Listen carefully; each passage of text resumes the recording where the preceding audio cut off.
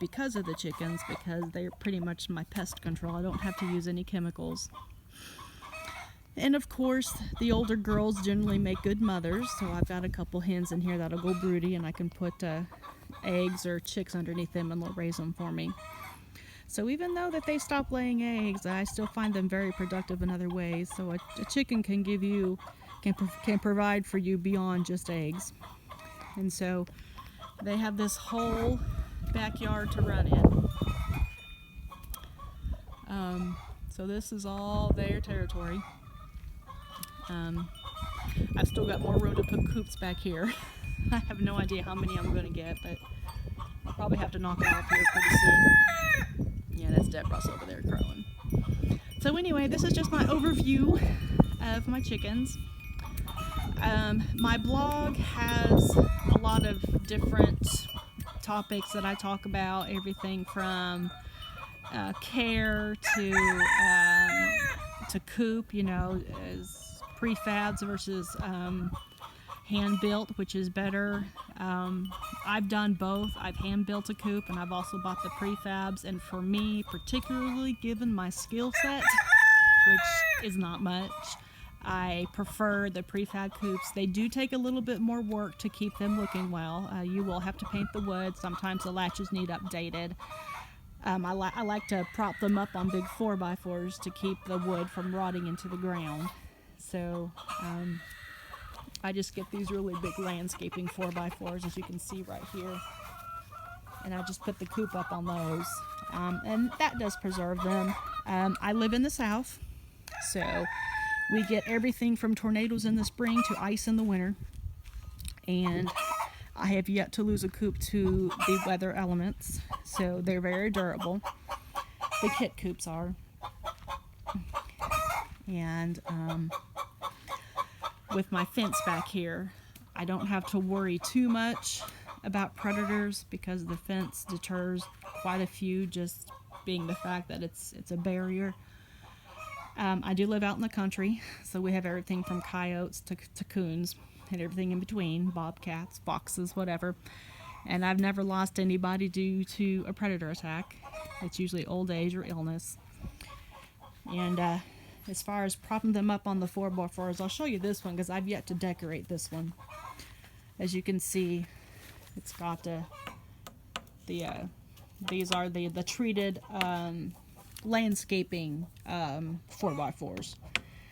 And so I use those because they're flat on the top, but they're curved on the side, so they kind of look nice. And so that's what I use to prop these coops up on. And of course I decorate all my coops. So the theme for this one's going to be Hogwarts. The theme for the Country Clucker is Americana, so like red, white, and blue, American flags. So that's the theme for this coop. Betsy's Bliss and Roy's Roost, they don't really have a theme outside their function. Betsy's Bliss is the one with my broody breaker, and of course this is my broody / brooder. I usually paint all my coops a combination of red, white, and blue. And of course the TARDIS here, the theme here is Doctor Who. So I'm still working on this one. We have blue lights in there that light up at night, but it looks really cool. And I think we're gonna paint the police box and stuff on the front here. That's on the TARDIS, if anybody's familiar with Doctor Who. And the Bantam Boutique, once again, it's more of an Americana theme. So Henwart's over here is going to be the Harry Potter theme when I get done with it. And I've got some other ideas of coops I want to put in the themes that they're going to have. So yeah, each coop has a theme, and then the residents of those coops have names that go with that theme.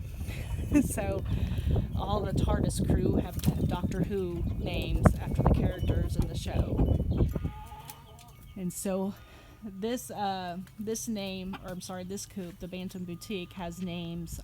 All of the chickens in this coop are named after Greek gods or goddesses. And so we have Athena, we have Aphrodite, Artemis. I think we have Hera, the hearth god. I forget. I'll have to go back and look at that one. But yeah, all of the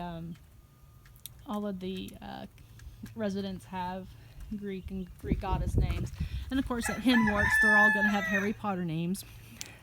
so yeah, it's fun. So for those that want to get into backyard chicken keeping, it's a lot of fun. It's very rewarding, and you can make it as expensive as you want. I probably go a little bit more on the expensive side simply because it is my hobby. It's my blog. It's kind of what I do. You don't have to have anything fancy. In fact, a lot of people make coops out of a whole lot less than this, and their chickens do absolutely wonderful. So I do sell the eggs. I pretty much turn that right back into, things for the chickens, feed, treats, whatever. So anyway, I am the Country Clucker. It's the name of my blog anyway, and of course I got a Facebook page entitled The Country Clucker. So for anybody out there in chicken land who's getting started on chickens or just wants some advice on chickens because you've already started, I've been doing this for 10 years. I currently have 40-some chicks, or I'm sorry, 40-some chickens, including the chicks that are in the brooder over there, and I have plans to get several more, which will probably bring my total in the 50 somewhere. After that, I'm probably going to have to stop collecting chickens and stop collecting coops and just kind of enjoy the ones I have. And so I got several more breeds I want to get before I do that. So anyway, I hope this video was helpful. I hope it maybe answered some questions for people, maybe generated other questions. So anyway, goodbye for now from the Country Clucker.